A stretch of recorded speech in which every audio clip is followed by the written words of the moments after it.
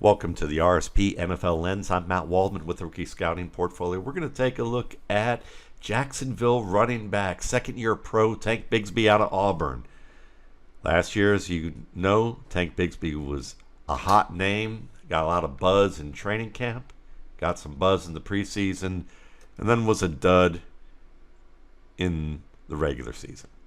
Now, to be fair, rookie running backs oftentimes need a year to adjust. Why is that the case? We see a lot of good examples of rookies.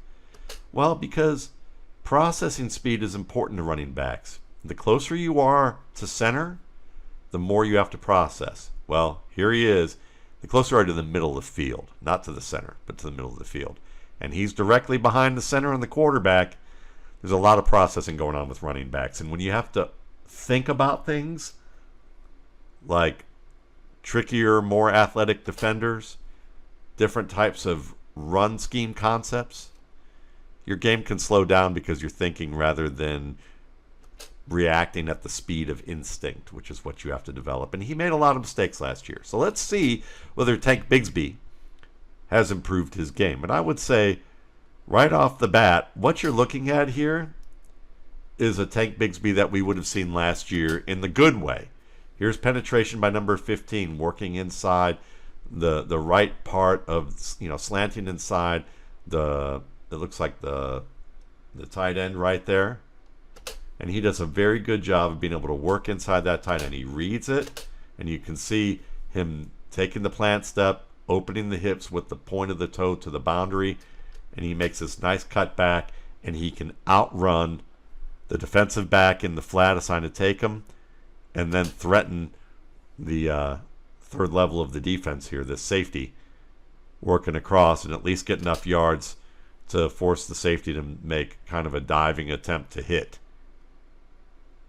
So what I like about this play more than anything is that he's comfortable doing what we saw at college, at the college level, which is identifying cutback opportunities, identifying penetration, having the quick feet and the mobile hips to be able to take advantage of it, and enough burst to be able to earn yardage.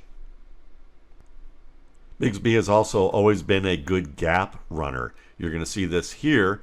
You're going to have a pulling lineman working from the right side to the left, and Bigsby does a good job of staying downhill and kind of working a little bit to that inside shoulder before he makes that cut outside. Could he press a little bit deeper? Possibly, but you can see that there's pursuit coming down the line here, so he doesn't want to take too much time or take too much space working towards that defender so that he can at least get through the line. So he presses enough, gets through easily, finishes, drops the pads, covers up the ball, takes the hit to the ball. He had fumbles last year, not an issue on this particular play, and it's a play that he would have otherwise been vulnerable, covers it up well, finishes strong. Like I said, Bigsby's often been good at the cutback. He's also been good on perimeter plays. He saw a lot of perimeter plays at Auburn. Here he has two pullers working towards the left side. Very patient with the setup here. Presses that crease until the defender thinks he might be able to just reach out and grab him. And he does a good job of transitioning downhill. See how he gets the hips downhill? It only takes him 2 steps to be able to make that transition downhill. Let's take a look at it from this angle here. 1, 2, and it's barely even 2 steps. It looks like it's just 2 steps to really work down here. It's almost like a jump stop into 2 steps, gets the hips turns.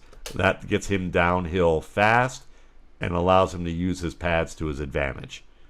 So the transition is nice. The patience to press deep into that lead block within basically the reach of the pursuing defender, and then make that transition and get the hips downhill and finish strong. Again, taking a hit to the ball and maintains possession. Good job with the ball security, keeping it high and tight. If it wasn't tight, the ball probably squirts out the back of his elbow on a hit like that. Well done.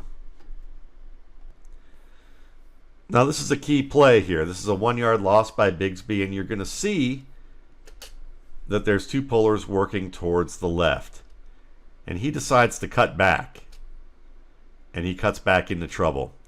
This was a consistent problem for him at Auburn, is that he would look for cutbacks rather than follow the design of the play and take what's in front of him. This is a 2nd and 2. Now you're at midfield, so you can afford to take some chances at midfield as a game manager. But on 2nd and 2, you probably don't want to take those chances because you don't want to lose yardage. You want to keep a 3rd and 2 at minimum. Now he loses a yard. It's only 3rd and 3, so it's not awful. But philosophically, or in theory of management here, what you'd want to see him do is to stick to the play design, especially with the way that this is set up. I know the bulk of the defense is aligned to the left of center, but you're bringing 2 more blockers here. And if you stay downhill right here, if you look at the leverage, everyone's on the left side is moving towards his right side. And if he continued through here, you can see that there's a puller heading for a crease to hit number 20. At worst, it's a no-gain play. But most likely, he's going to get a one-on-one with number 21. And when you have a one-on-one with a safety or a cornerback, that's a good thing. Because you can see, if you ignore what happens on this side of the field and see how it developed here, the leverage is all contained inside here. And then you have 20 getting blocked down pretty well. This is a crease that Bigsby could have hit, and possibly 21 gets hit on the crack here and moved inside, and Bigsby has a nice crease with a one-on-one on a defensive back. You can see his hand here, and then the deep safety. So at least, even if you get tackled at the line of scrimmage, better than losing a yard where it's basically a 3-on-3 scenario, and really this man isn't even blocking right here.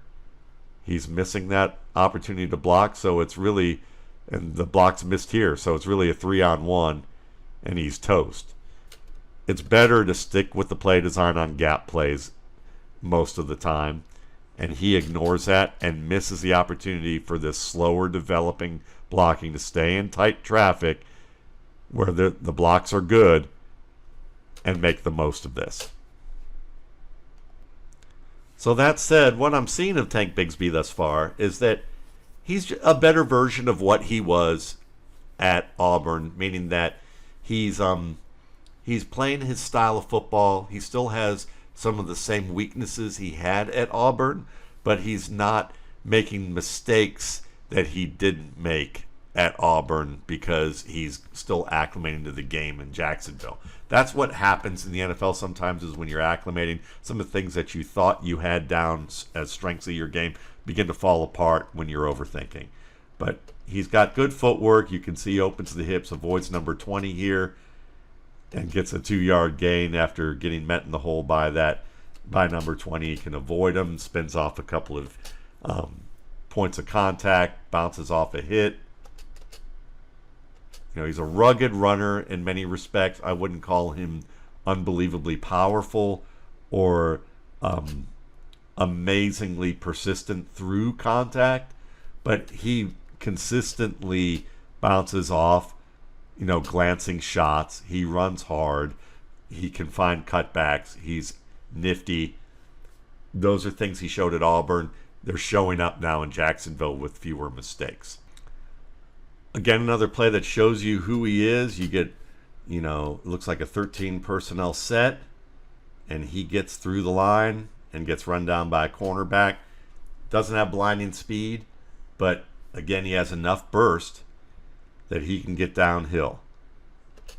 And he can make the cut, read the leverage, see 20 shooting the gap, bounce outside through the clean hole. It's going to pull through lower leg tackle attempts. Good job getting the heel back towards his butt to avoid that wrap up right here. Kicking the leg up a little bit, staying downhill. Again, holding on to the ball well. And Bigsby's a finisher. Look at the pads between the tackles here. He makes that nice little one cut, finds the crease to the right. See the pads go down as he feels contact.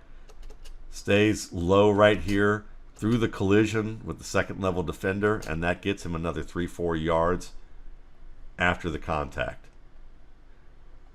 Again, we're not talking about Earl Campbell here, but he is a good downhill thumper, pulls through little reaches and glancing shots,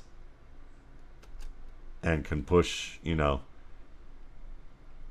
push a guy like number 11 backwards for about 4 yards.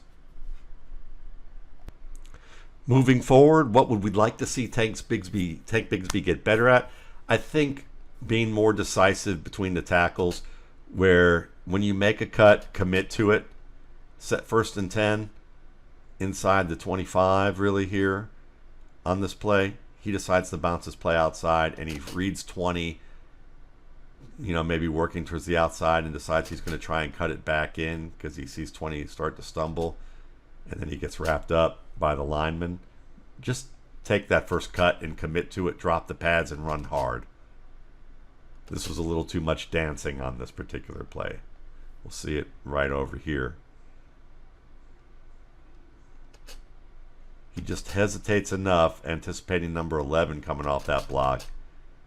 Take on number 11. Get the pads, the hips downhill. This is a good example of doing it right. You're going to see him here make the alteration of stride to set up the blocks and read the leverage of defenders on blockers. And he's going to make that one cut right here, work across the back of his nearest blocker, so he's pressing it well, and gets downhill, pulls through a reach, and then drops his pads and splits 2 defenders to get another yard or 2. Just run tough. Be a tank. You may not be a huge tank, but you're good enough to qualify for that name when you get those hips downhill and commit. More RSP Boiler Room videos, more RSP NFL Lens videos. You can check out my YouTube channel, Matt Waldman's RSP Film Room, and my blog, www.mattwaldmanrsp.com. Thanks again.